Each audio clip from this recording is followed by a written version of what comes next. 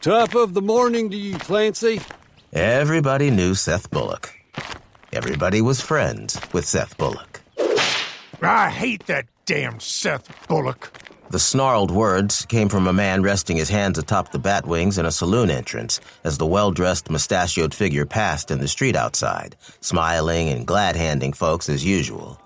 He watched until Bullock was out of sight, then shook his head and turned away from the entrance. He headed back to the table where he'd been sitting before he spotted Bullock through the place's grimy front window. Another man was already sitting there.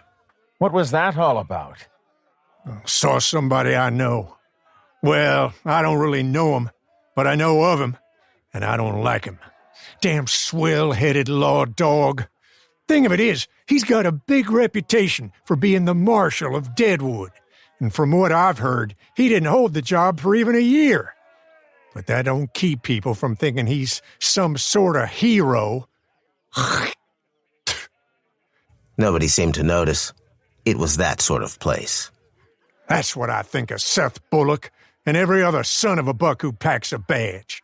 I used to carry a badge, you know. That was a long time ago, though. The speaker was muffled in a thick coat and had a soft felt hat on his head. His face held the natural flush of a habitual heavy drinker, but his dark eyes were still keen and clear. Whiskey had begun taking its toll on him, but it hadn't yet muddled his mind.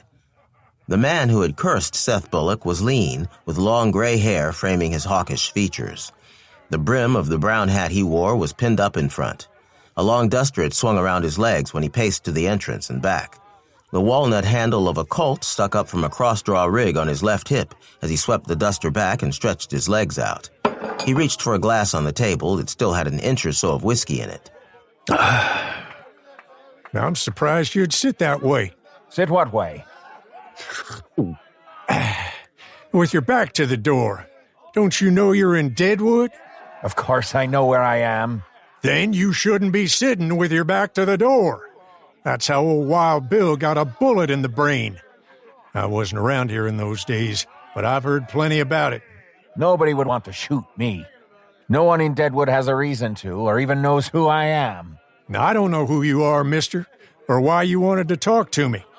I just ain't in the habit of saying no when somebody offers me a drink. He pushed the empty glass aside and leaned forward. So, if you got something to say, you'd best go ahead and say it. Anger flared in the Easterner's gaze.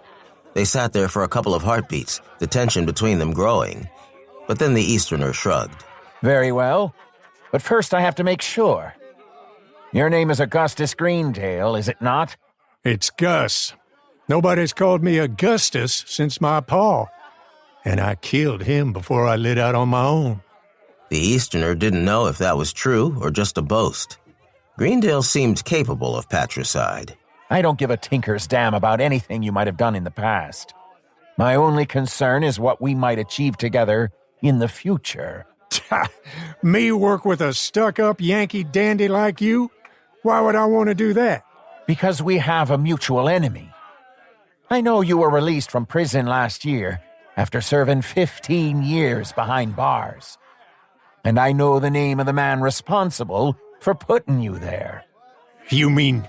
I mean, Mr. Greendale, that you and I both have scores to settle with the President of the United States.